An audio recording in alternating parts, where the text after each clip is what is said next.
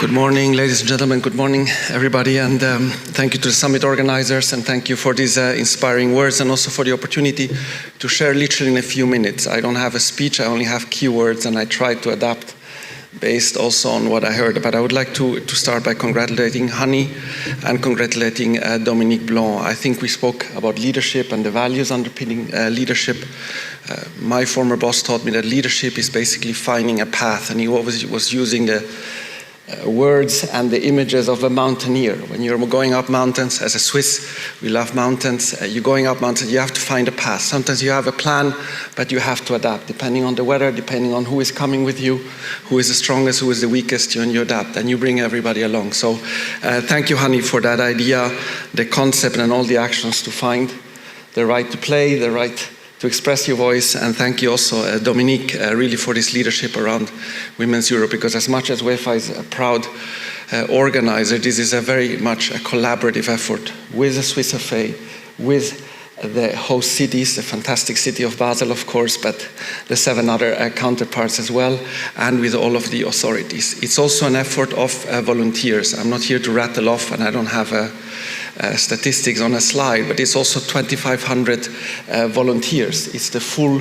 UEFA team deployed to offer the same level of service. And I know this sounds a little bit like consulting speech, but to offer the exact same level of service, not only of effort and energy, but to offer the exact same level of service to the women's team, the 16 teams deployed all across the months here in Switzerland. So fantastic for that, and we're very proud as a governing body of European football to be part of this and to follow that leadership.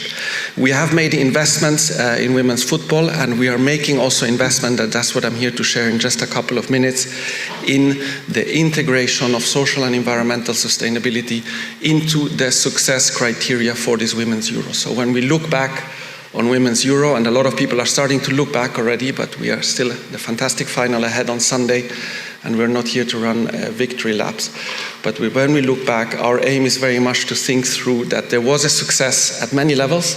On the sports side, first and foremost, because that's the core business, the football side. On the enthusiasm and generation side, around the legacy ambitions that the Swiss FA has articulated and will no doubt reach. On the commercial end as well, because it's trying to reinvest the financial resources back into the game, as Nadine Kessler always outlines, but also in the area of sustainability. So how do we integrate sustainability as a contributing factor to the success of the tournament? We have done it basically on 3 keywords: on the idea of ambition, on the idea of action orientation, and on the idea of accountability. The idea of ambition is to say, as Dominique Blanc well knows, is in our committee on sustainability, to say we must be ambitious, not only on the sportive, on the commercial, and on the legacy side, but we also have to articulate ambitious goals around a strategic approach on how sustainability, both social and environmental, can be integrated into a tournament, into a large tournament such as this one. We have to be action-oriented. There are over 97 initiatives being deployed on environmental, on social, and on governance level. I just give you one statistic. Tomorrow we'll come out with the full official statistic, but over 85% of attendees have used the combination between public transport, cycling, and walking, including, of course, the very successful fan walk. So a significant success in showing how you can move people around a country, but also within cities, within cantons, to get to the excitement in the stadium. Another statistic I want to show here with regard to gender. As you know, football matches, as you might know, usually, let's say, a male-preserved domain. Overall, the statistic, more or less, and officially will be communicated at the end of the tournament, we have around 47% of women attendees at the matches. So an important element of voice, connecting it back to Hani, of voice of girls, voice of women at the games. I would like to, if you allow me, a small personal anecdote. I'm the father of a teenage boy, young teenage boy. And when you tell him about girls, women's playing football, it's a little bit like, yeah, whatever. Despite my wife being a former professional athlete, despite a very inclusive education, it's still a little bit of that macho culture. Fantastic effort and fantastic impact also on boys.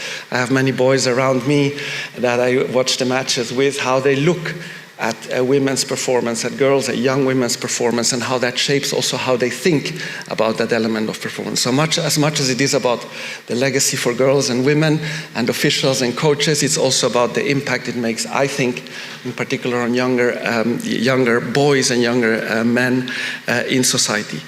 We spoke about energy, we spoke about the delivery with and through energy, and that is then combined with the last element of remaining accountable. So we have articulated the strategy publicly. We launched it in October at the House of European Football in Nyon.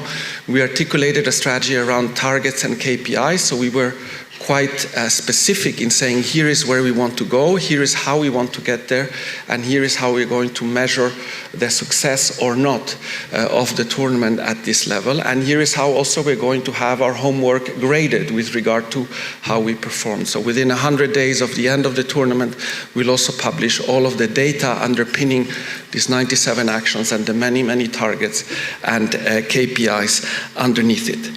Let me just end by emphasizing that from our side, we really aim with and through sustainability to inspire, to activate, and to accelerate collective action all across of the football pyramid in Europe. Yes, at the elite level, but very much with and through working through our 55 member associations, including, of course, the Swiss FA, to really achieve that cascading effect. From national associations to regional associations down to grassroots, but also working in collaboration with leagues and the clubs, including, of course, in Switzerland very thoroughly with the Swiss Football League and the Swiss FA, to really have that cascading effect around this being an integral part, not only of expectations of society, but also the capacity to deliver successfully in line with those expectations, but therefore making the organizations better.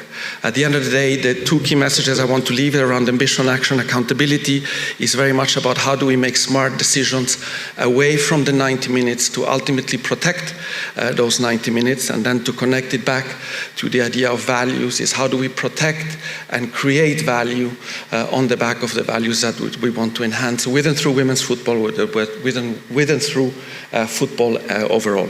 So thank you very much for the opportunity to share just a few minutes with a little bit of that statement. There's a lot more online, and we'll be happy to hold ourselves accountable with regard to the performance. Thank you very much and wish you a good day.